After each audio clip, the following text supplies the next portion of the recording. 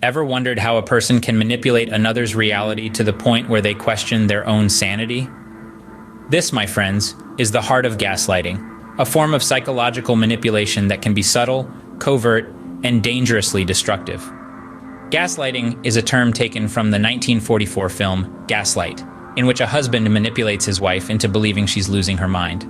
Today, we explore this psychological phenomenon in depth, deciphering its mechanisms and the havoc it can wreak on an individual's mental health. At its core, gaslighting involves a person or a group covertly sowing seeds of doubt in a targeted individual or group, making them question their own memory, perception, or sanity.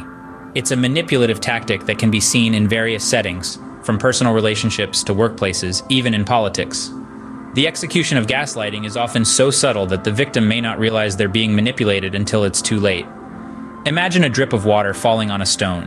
One drop alone won't change the stone, but over time, continuous dripping wears it down. That's how gaslighting works.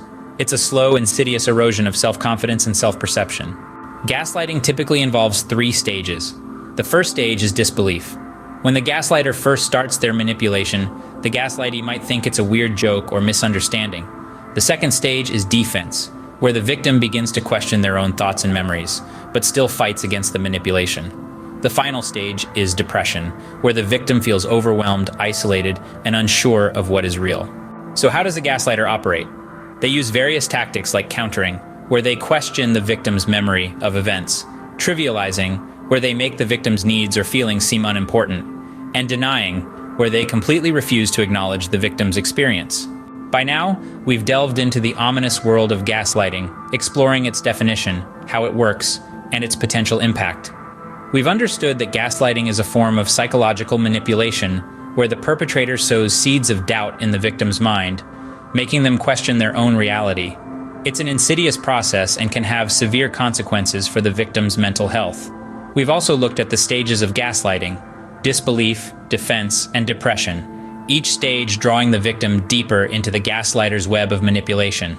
And we've examined the tactics a gaslighter employs to maintain control, such as countering, trivializing, and denying.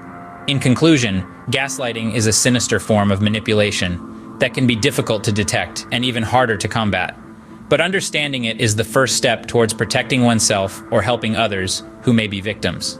Remember, knowledge is power, and in the fight against gaslighting, it's the strongest weapon we have.